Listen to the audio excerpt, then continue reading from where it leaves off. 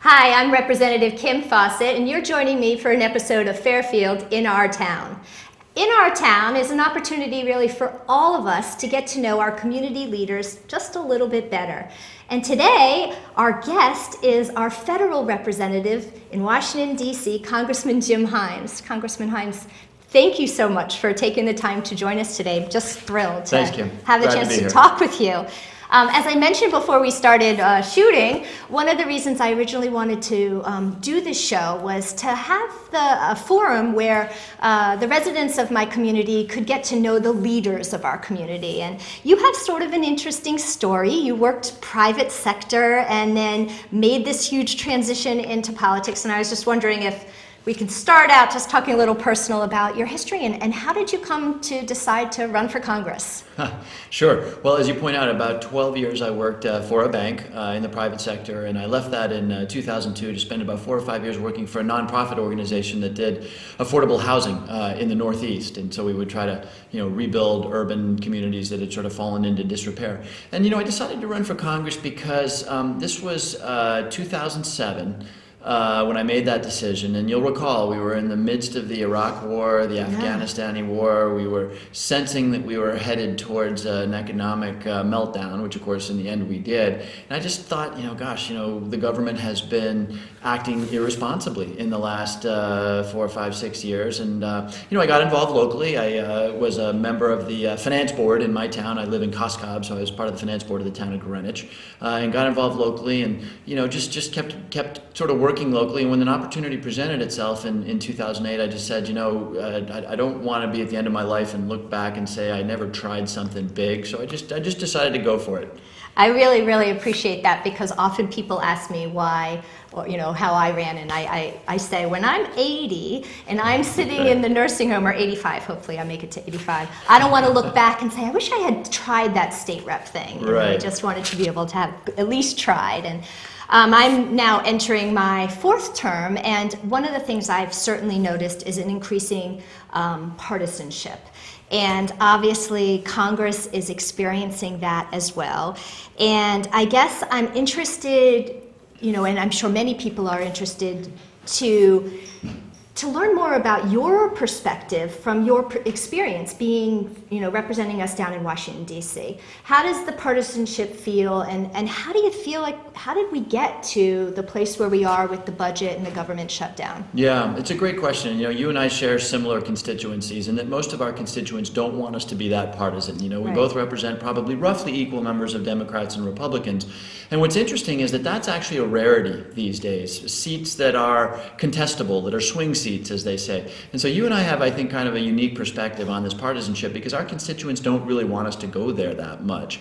So what's happening? I mean, the old timers tell me that 50 years ago Congress was a lot less partisan than it is today. That a lot of people point to Newt Gingrich, who said you don't move to D.C., you stay in your districts every weekend. As soon as you're done voting, you go home and you campaign, and that created a world where people don't get to know each other all that well, because they used to all live in Washington. And for better or for worse, this has been going on for a while.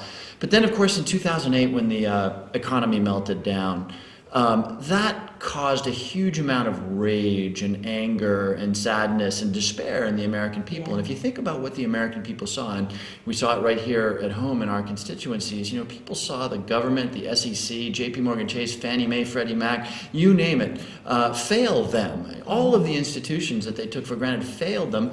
And the retirement account was obliterated. A lot of people were thrown out of their homes. A lot of people lost their jobs. And there was just an incredible rage at the Great Recession, and that affected our politics. I mean, it's not a coincidence that the Tea Party got formed in that period of time, and that the Occupy Wall Street movement came out of that era. These were populist movements of the left and the right, and you add in the fact that you have an African American president who supports marriage equality, who implemented universal health care for the first time in this country. And what you have there is you have an opposition that is going to grow up against the guy that has an intensity that we haven't seen in a very long time. And so you have you have what happened in the last 2 weeks as we talk today.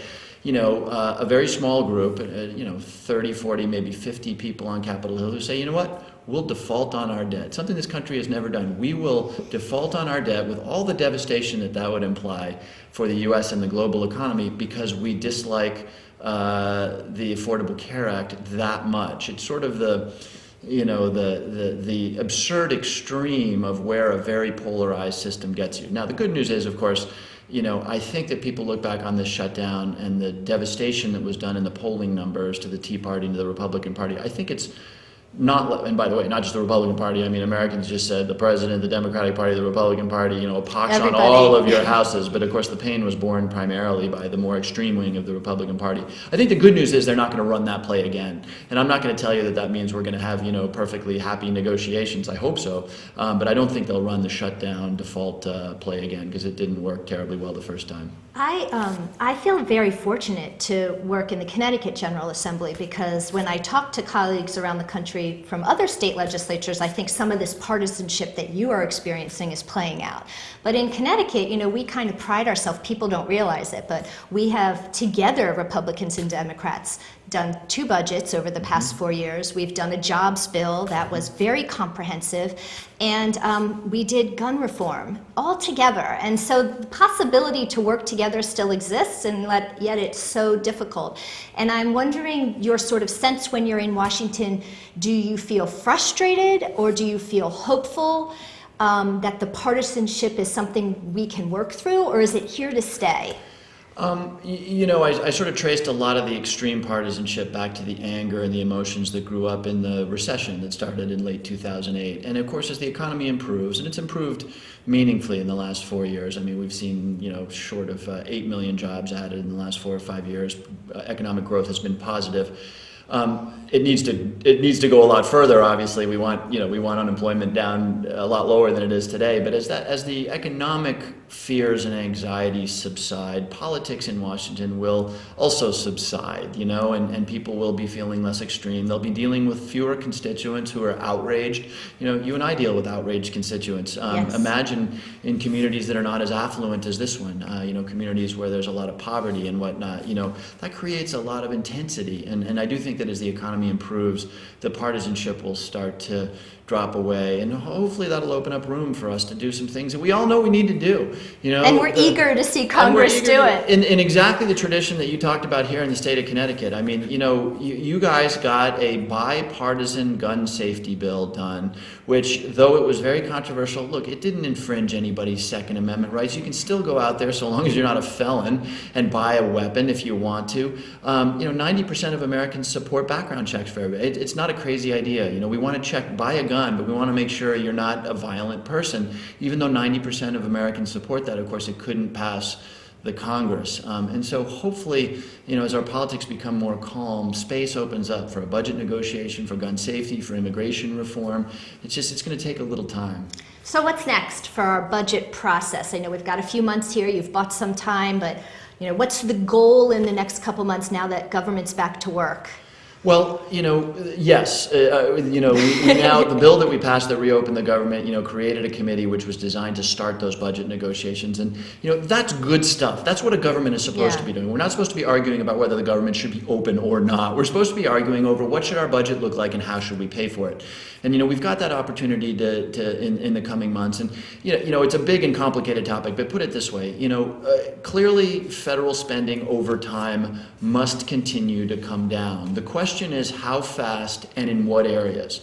So, the sequester, which people talk about, these are the across-the-board cuts that kicked in months ago, they're not very smart cuts. And so as a consequence, research for things like cancer drugs is being stopped in its tracks. There are people who are going to suffer from cancer that won't get cured because of that. So a much more tailored sense of where those cuts should be. And in the long run, the deficit is actually declining at a rate faster than it has declined since World War II. The problem is less in this year or next year. It is more 10 years from now, when the large areas of expenditure that the federal government does, and a lot of Americans don't know this, but most of the spending the federal government does is through the Medicare, the Social Security, and you throw in defense, by the way, defense and security, you've got about 3/4 of the dollar that the federal government spends. So the reason I highlight that is because, sometimes it's hard for Democrats to say this, but in the long run, a fair and equitable reform of our Medicare and Social Security systems, and by fair and equitable, I mean vulnerable people don't get hurt. That's really the best thing we could do to assure the long-term fiscal stability of the country. So my hope is that we can make some progress in that area. And then, there's so much else we should be doing. We talk about cut this and the budget that. Why do we talk about that? We talk about that not because we all love doing budgets in and of themselves, but because we want to have money to invest in the education of our kids, because we want our kids to grow up to be well-trained and start businesses and be great workers at places like GE and, kayak.com down here in Norwalk, So I'm really anxious to get to that point where we're talking about education and energy policy and comprehensive immigration reform, which of course you and I hear about a fair amount. And I also, I spend a lot of time talking with people about infrastructure investment in Connecticut, and frustrated because I don't see the federal government with a long-term infrastructure investment plan, but I also have spent the past 5 years asking, begging, screaming, yelling to the Connecticut government that we really should have a long-term vision of what our transportation, our energy, our mass communication infrastructure is going to look like. And I'm frustrated because people want cuts, and I served on the budget committee. I know there are people doing hard work trying to find cuts, but at the same time, if we don't invest in our infrastructure and in the future of our country, we're not actually lifting ourselves up for that 10 years out. And I don't know if you have the opportunity through your work to work on sort of long-term infrastructure investment plans, but all of it seems something that we could really engage and talk about an area for common ground, right? I mean, I don't care if you're a Democrat or a Republican or a socialist or a Tea Party or whatever you are, talk to a business person, talk to the business groups here in Fairfield County. They're begging you and for I it. both, they are begging for a solution to the infrastructure and of course to housing as well, too. Yep. Because, so many of the businesses that are in Stamford, for example, where, you have very high cost real estate, they can't attract people if they need to live an hour and 20 minutes up the highway. And so, unfortunately, too often in our political world, it's spend more, spend less.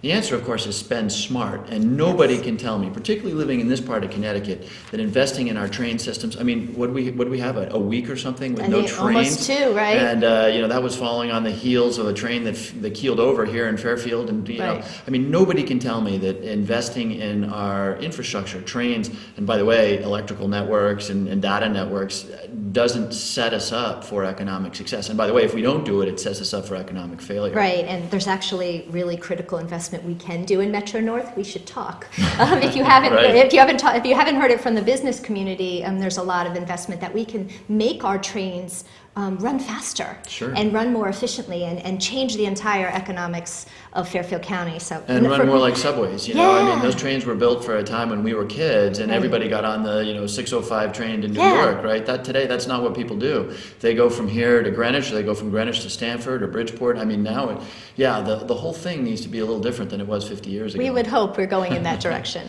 I would be remiss if we didn't have some time to talk about health care and healthcare reform and the Affordable Care Act. And obviously, this month, October, was the rollout of the Affordable Care Act websites.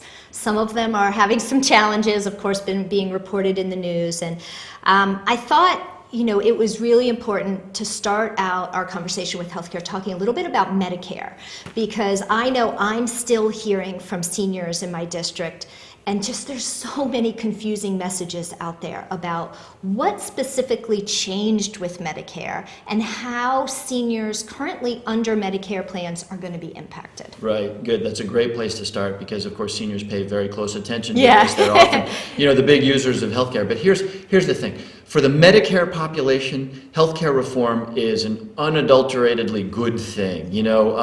Seniors, and by the way, with the rollout of the exchanges, of course, seniors who are on Medicare stay on Medicare. They don't need to worry about the exchanges. Some people have had great experiences with the exchanges, some people haven't. But seniors stay on Medicare, and now, because of the Affordable Care Act, they're entitled to one no copay free physical a year. Something called the donut hole, which seniors know about. Sometimes those of us who aren't seniors don't know about it, but this is where once they spent, once Medicare covered like $4,000, $5,000 worth of their drugs, all of a sudden they were on the hook for a couple of thousand.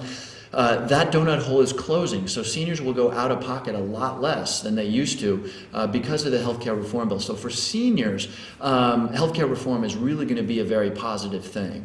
What's the controversy then? Why do they feel like they're going to see a reduction in services? Do you have an explanation for what the message is that's going to them? Yeah, absolutely. And let me just be blunt about this. There are very fair criticisms of the Affordable Care Act. I could give you half dozen of them and things that should be changed. And then the American people have been flat out lied to by the unbending and unflinching opponents of the healthcare reform. So, for example, the vice presidential candidate of the United States of America, Sarah Palin, was retailing the notion that there would be death panels made up out of whole cloth. So, people hear death panels on Fox News and they're like, my God, they're setting up death panels. That's going to cause a certain amount of consternation. Absolutely. Right? The other side, the opponents of this have been saying it's a government takeover of healthcare. The private insurance companies are getting millions of new customers. Hospitals are remaining in private hands. Doctors are remaining private. Nobody's going to work for the government, and yet they hear government takeover of healthcare. So the main reason people are nervous is because there has been an incredible propaganda campaign to just try to decimate in the minds of the American public this healthcare reform. Now, let me say it again. It's not that this healthcare reform is perfect. There's plenty of things that should be improved about it, but an awful lot of people have been lied to for a very long time about things like death panels, about things like, this is going to be massive cuts to Medicare. And so there's a lot of fear out there. Yeah, it's interesting because people have lost sight of the fact that we actually 10 years ago were in crisis because we needed healthcare reform. And so many people were losing their homes and losing their life savings as they were dealing with trying to fight disease or healthcare issues. It's the leading cause of bankruptcy for American families, is stumbling on an unexpected medical cost, the leading cost of bankruptcy. And so, there are going to be bumps, and there have been some fairly obvious bumps, particularly not so much here in Connecticut, but in the national rollout of the exchanges. The online system has been less than a smooth rollout. But look, Americans have already begun to experience a lot of the benefits. There are people all over this country whose 22-year-olds left college and couldn't get a job because it was rough economic times, and because of the healthcare reform, they were able to go until age 26 onto their parents' plans. One of the key things for the healthcare reform is the fact that previously, if you got, heaven forbid, cancer, some very serious disease, there came a point when the insurance company would say, sorry, $1 million this year, you're done. We cover no more of your bills. And they can no longer do that by law. It used to be impossible for people with diabetes or even people who'd had trouble in childbirth to get health insurance on the individual markets. Insurance companies are no longer allowed to turn you away if you have a pre-existing condition. Now, the area we should talk about, which is going to determine whether this thing is successful or not, is whether we can, over time, bring down the overall costs of the healthcare system. In the state of Connecticut and at the federal level, bringing down those healthcare costs in the long run is absolutely essential. And so the theory is that as more people go on to the exchanges and are purchasing private insurance, the costs will come down.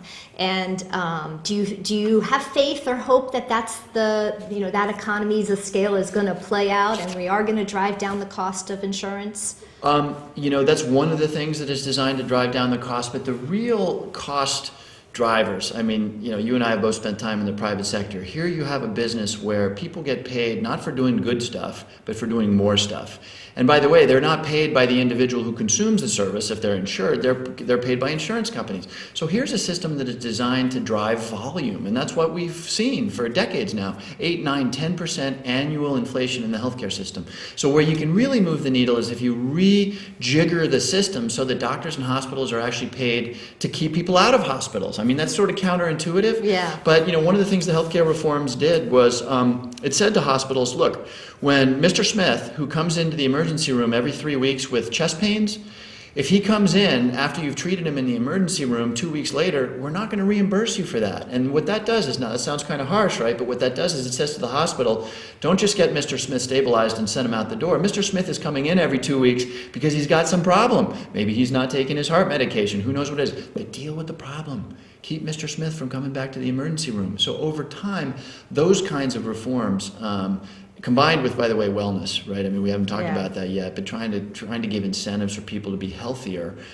that's how you're really going to keep the inflation in the healthcare business down. I don't know if in Congress you did this, but in the state government this year, we all had to sign a wellness contract, and we have to participate in a preventative health care program, and it's part of the state trying to reduce the cost of delivery of health care. Yeah. So there's some problems. I mean, I think it was inevitable that there was going to be rollout problems. What now on the practical level can people do? Can they, if they're having a hard time accessing the websites, are there ways to access health insurance right now if they want to, and how can they do that, and can we contact your office? I know they're contacting my office, so I want to refer them to you. Yeah. Well, so far here in Connecticut, the healthcare exchange is working pretty well. So we've got Access Health Connecticut. Yep. They've signed up 2,500 families in this state for actual insurance. They've got about another 9,000 applications underway. So it's working pretty well. You can go onto their website. By the way, if you don't want to go onto their website, you can call them up. They've got an 800 number, and you can call them up, and maybe we can put up on screen what that number is. But, people should call. It's an opportunity to shop for health insurance.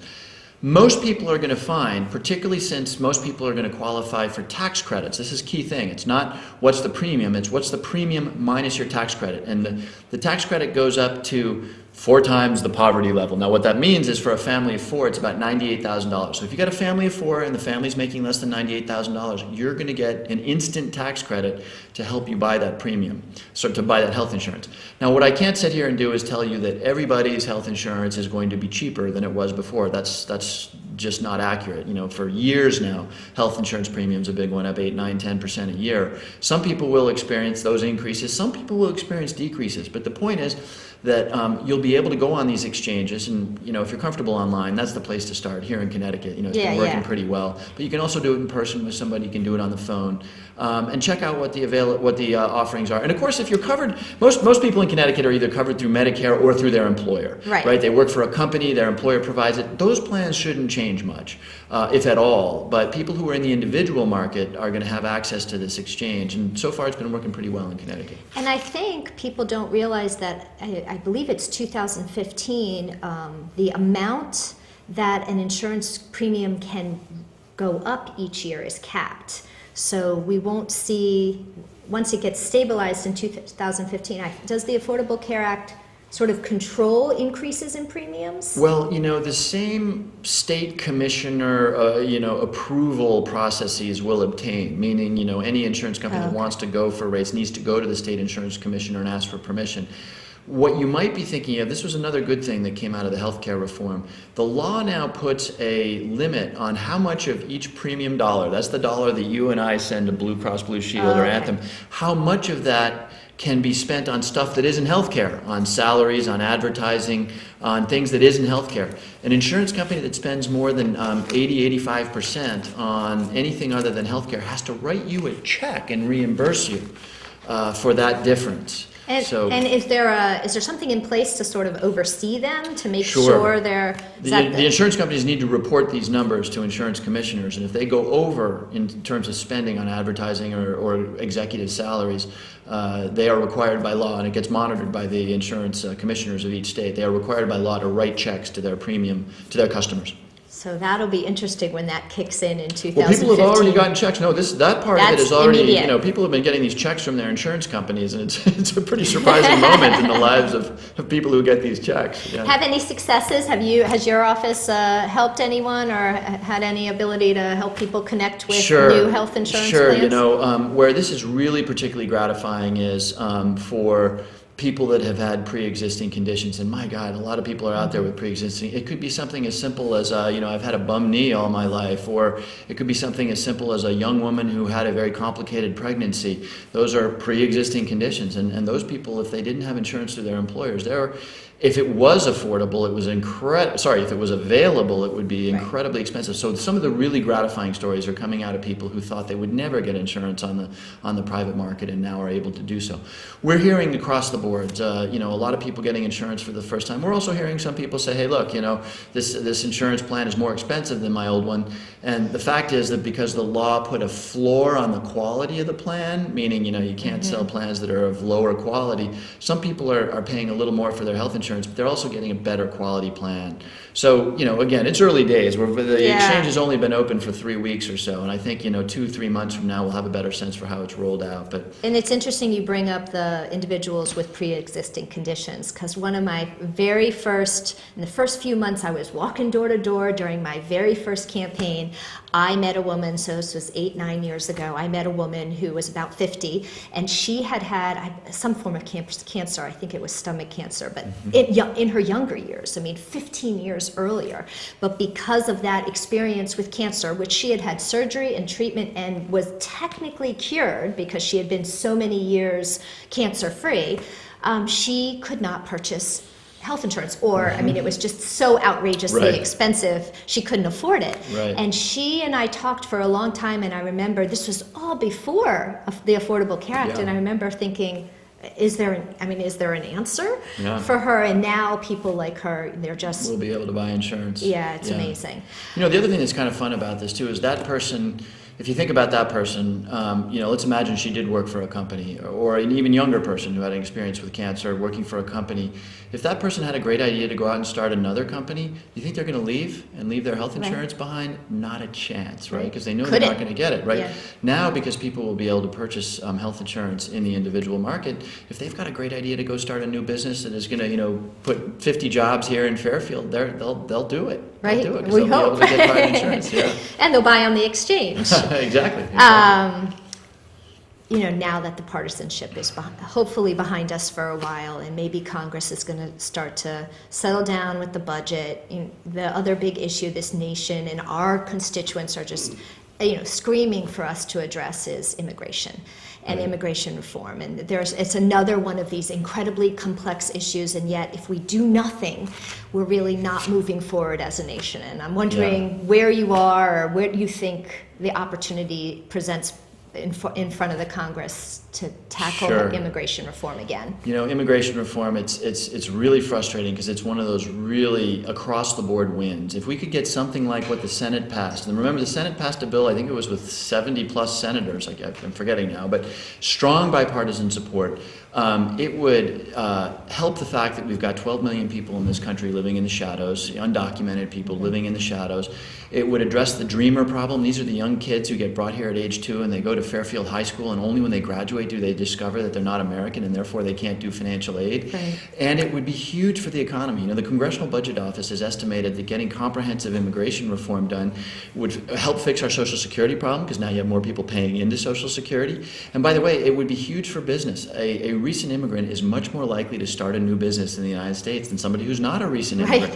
So this is one of those real win-wins. We got to get it right? We got to make sure that our borders are secure. But the Senate passed a really well-balanced bill. Not perfect, but well-balanced. And unfortunately, the House of Representatives, where we've got some of the more rootin' Tea Partiers who are just people like Steve King, who you're gonna do comprehensive immigration reform over his grave. We've been hung up. But I'm hopeful now that we're kind of beyond the shutdown, and hopefully tempers are calming, that maybe we have an opportunity to do something that I think would be good, really good for this area. You and I both see it in our constituencies, whether it's DREAM Act kids or the consequences of having significant illegal populations in our cities and whatnot. We could really do a lot of good by getting comprehensive immigration reform done. And when I know when I read about immigration reform, or when you see people talking about it on the news, there's this phrase, a path to citizenship.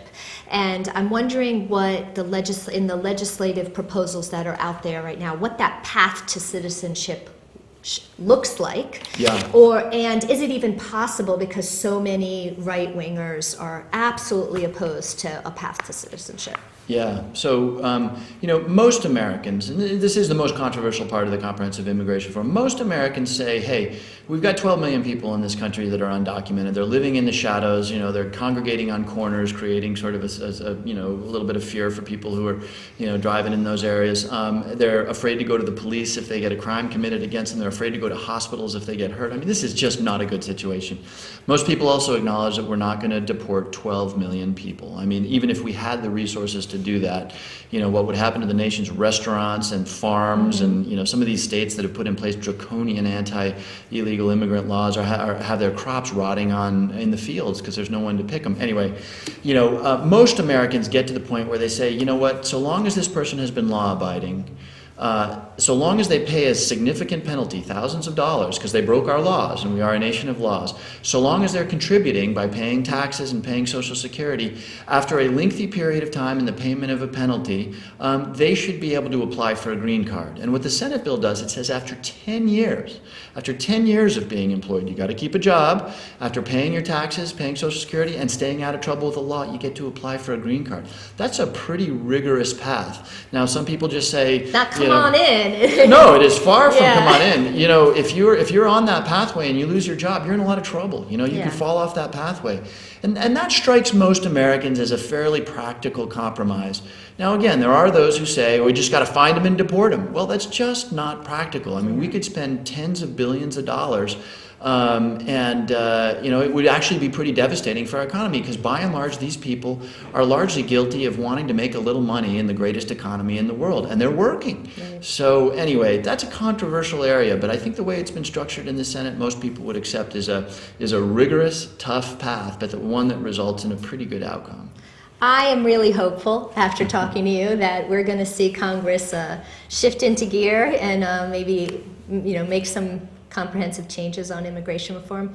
I can't thank you enough for taking time to join us today. Our half hour is up, okay. But it is such a pleasure to have a chance to talk with you, and we're so honored and so pleased by the work that you're doing for us down in Washington. And I know you spend a lot of time away from your family, and that can be tough, but we really appreciate it, and I hope you'll get to talk more with me in the coming Absolutely. months. Look, the Congress could learn a lot from the Assembly and the Senate of the state of Connecticut, so we got to do more of this. We have our partisanship too, but hopefully we're doing some good in Washington and in your state house. And thank you all for watching today, and I hope you'll join us next month at Fairfield. It's Our Town.